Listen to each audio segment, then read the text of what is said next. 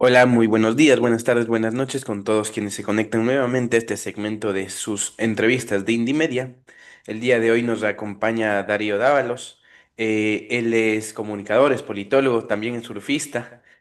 Vamos a aprovechar el día de hoy para conversar con él acerca de las últimas medidas del gobierno. ¿Cómo estás, Darío? Bienvenido. Buenas tardes, buenas noches, ¿no? Muchas gracias por la invitación y aquí estoy para responder. Y por lo de Sí. surfista, ya eso es más de... Ya no practico surf desde hace muchos años. Qué bacán. Bueno, Darío, arranquemos con lo que nos trajo aquí. Quisiera que nos cuentes desde tu perspectiva qué implicaciones concretas ha tenido el decreto 126 y cómo crees que se diferencia de intentos anteriores de la disminución del subsidio al diésel. Bueno, mira, básicamente es lo mismo, ¿no? La intención es eliminar el subsidio para poder trasladar esos recursos a el presupuesto general del Estado. Es decir, el gobierno dice que son 1.100 millones de dólares, pero en realidad el año anterior, en 2024, cerró en 956 millones de dólares. ¿Por qué? Debido a un descenso en el precio del barril del diésel, ¿no?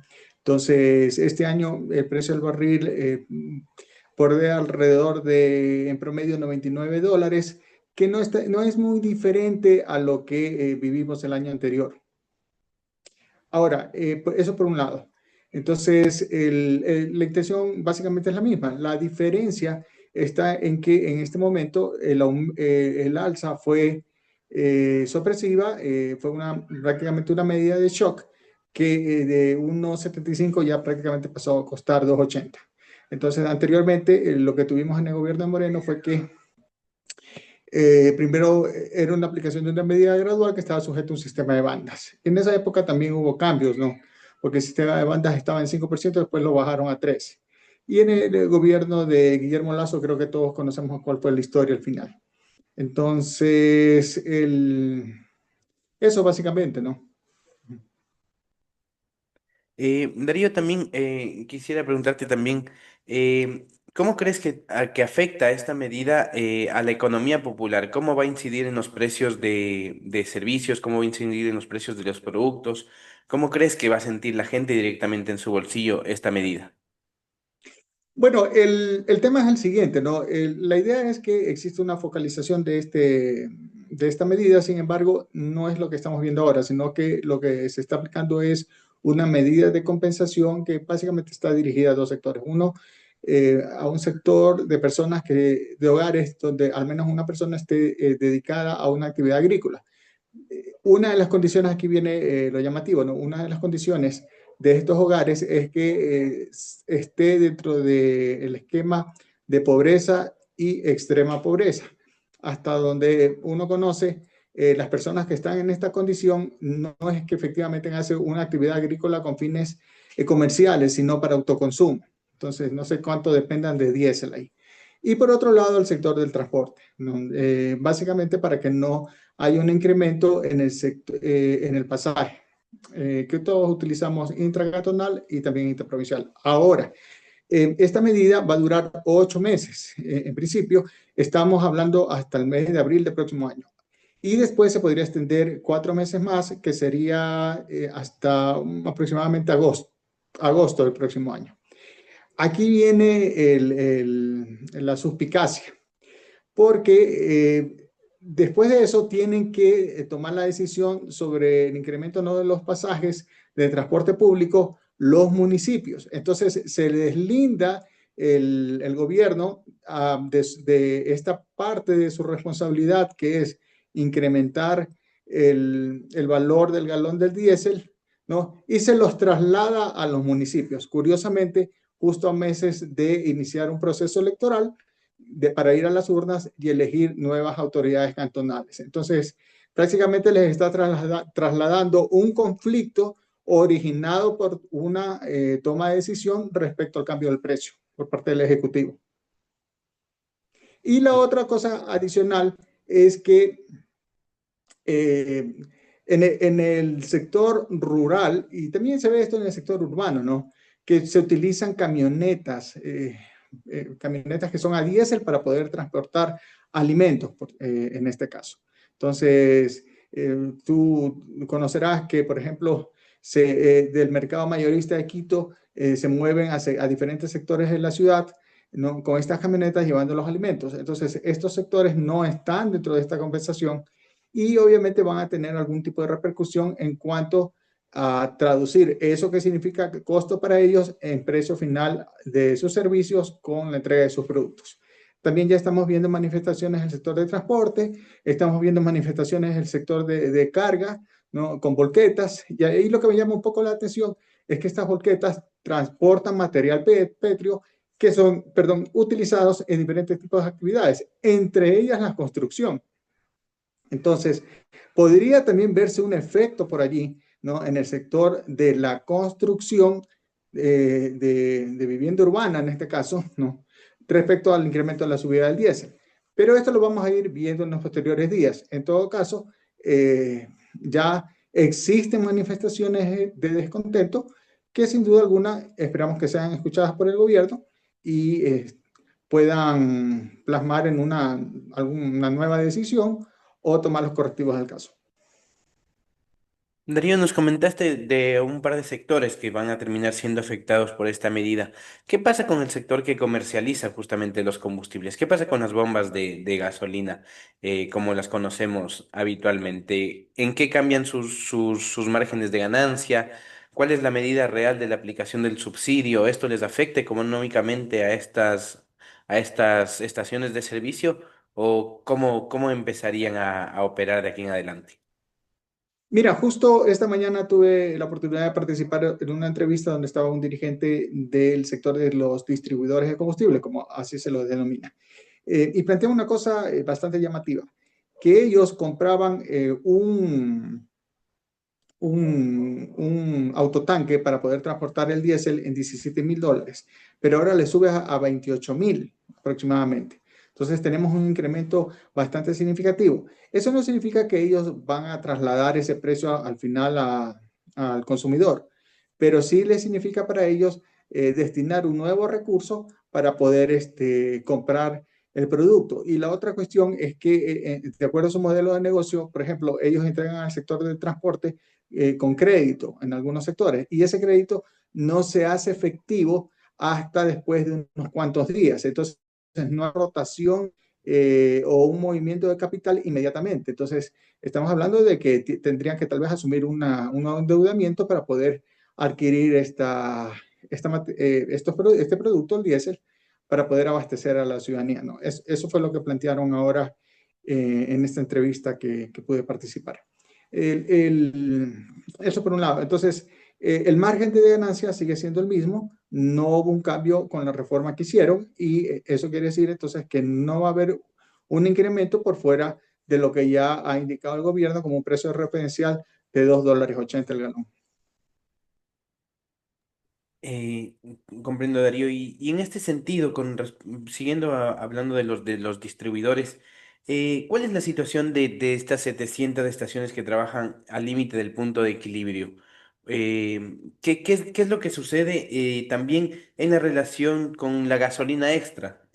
¿Cuál va a ser la rentabilidad que van a tener estas estaciones? Bueno, no conozco en detalle, no soy vocero de ellos, pero al menos de lo que he escuchado y han hecho partícipe a través de diferentes medios, es que su margen de ganancia está congelado. Está congelado por un lado y por otro lado ellos deben este margen de ganancia que está por sobre los 15 centavos, de acuerdo a lo que entendí. Y tienen que dividirlo entre la comercializadora, el transporte y los distribuidores por galón. Entonces, lo que ellos plantean es que se revise el margen de ganancia para poder tener un mejor incremento de sus ingresos. Muchas gracias, Darío, por esa aclaración. Estamos en un punto en el que ya nos hemos visto en anteriores ocasiones de parte de gobiernos que han intentado justamente afectar a este subsidio.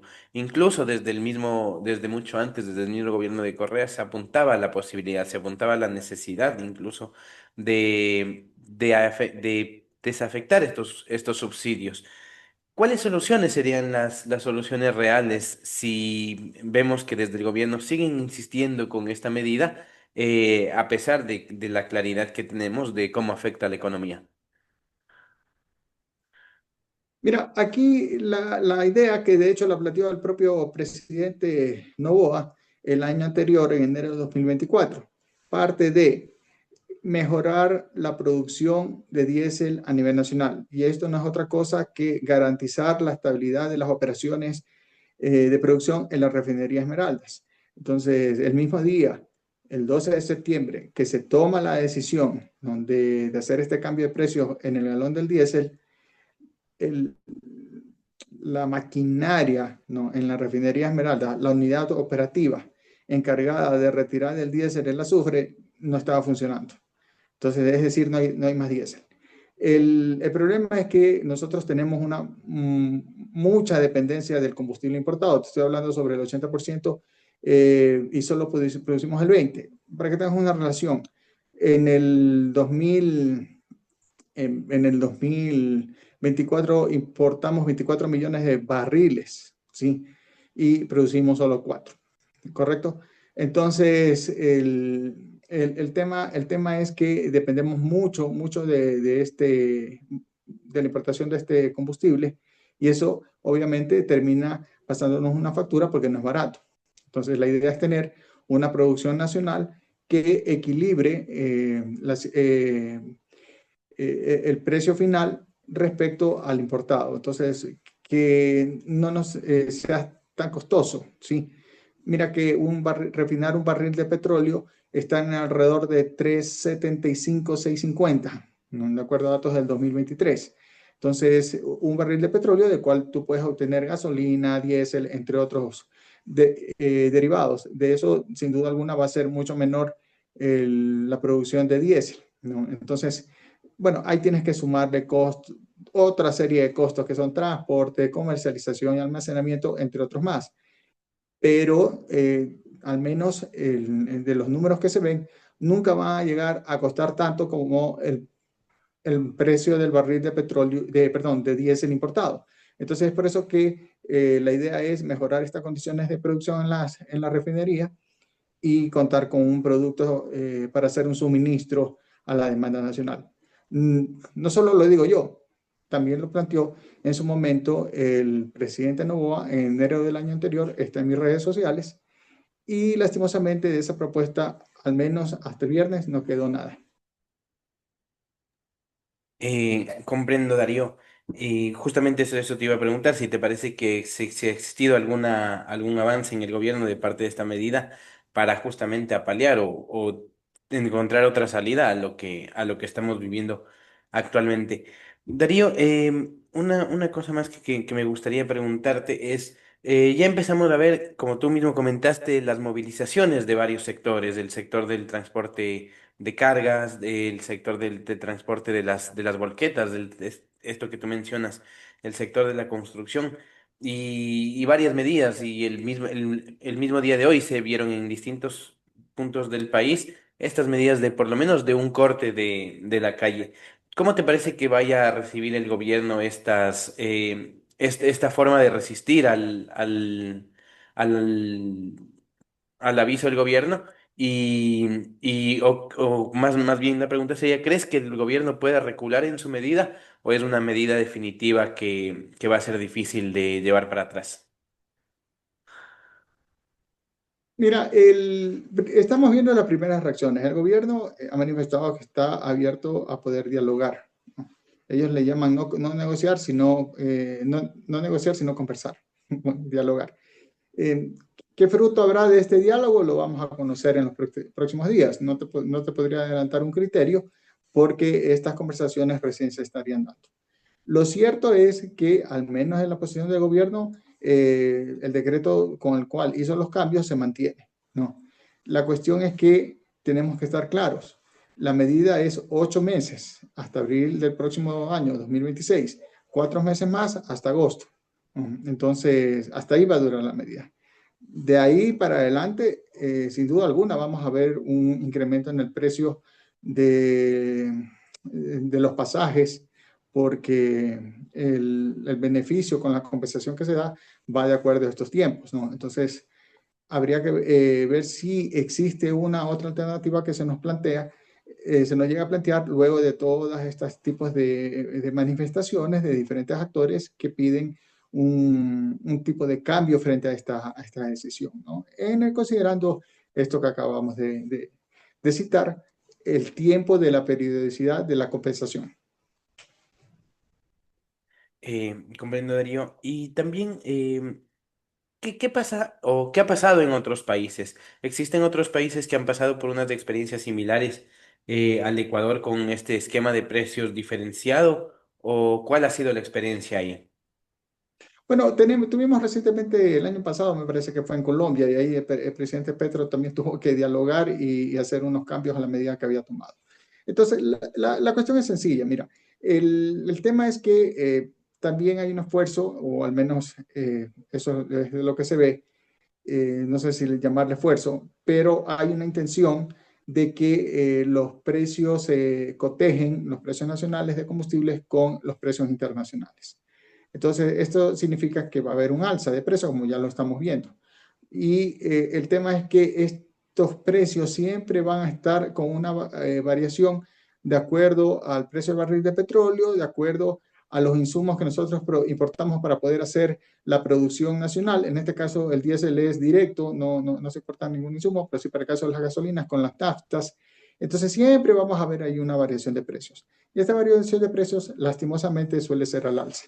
Sí, porque no controlamos nosotros ningún tipo de producción, todo es externo. Entonces estamos sujetos a eso de allí. Entonces la intención final es estar aquí. Entonces, la idea es contar con producción nacional, que no es un proceso sencillo, no es un proceso de corto plazo, pero yo creo que deberíamos ir hacia allá para poder garantizar un precio justo para la ciudadanía y que no sea alto. Entendido, Darío. Y una última pregunta que es algo que me parece que termina preocupando siempre a la gente cuando este tipo de anuncios con respecto a los subsidios son emitidos de parte del gobierno. ¿Qué pasa con el subsidio al gas de uso doméstico, al gas licuado de petróleo, que si bien los voceros del gobierno han dicho que no van a tocarlo, cada vez que sucede alguna noticia alrededor de estos subsidios, resurge como un tema el tema del subsidio al gas? ¿Es posible tocarlo?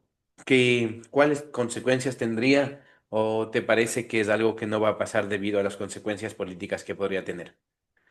No, mira, ese tema es muy sensible. No es como, por ejemplo, ahora tenemos el diésel o las gasolinas en el sector automotriz. Entonces, un cambio en el precio del gas va directamente a los hogares, ¿no? De todo el país. Ahí no hay clase social, sino que va directamente a los hogares y esto tiene unas implicaciones serias. Entonces, yo creo que ellos los están evaluando bien antes de tomar una medida al respecto por el rechazo que podría tener de la sociedad entera.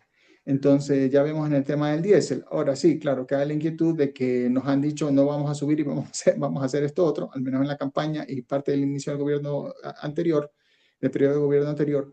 Y tenemos esa duda, no sabemos qué vaya a pasar al final del día. Depende mucho también de las condiciones de negociaciones que tengan con el Fondo Monetario Internacional, porque al final del día también viene por allí un poco la medida, ¿no? Perfecto, Daría. Y antes de cerrar, ¿alguna palabra, alguna idea, alguna perspectiva que te gustaría compartir antes de cerrar la entrevista? No, por el momento no, más bien gracias por el espacio y siempre para poder compartir algún criterio al respecto. Darío, no, muchas gracias a ti y recordarles a todas las personas que miran este espacio que este es un espacio abierto, que pueden venir a hablar de los temas que socialmente les interesan, que a toda la sociedad ecuatoriana nos están cruzando y nos veremos en una próxima oportunidad. Muchas gracias por su atención y gracias nuevamente, Darío, por estar aquí.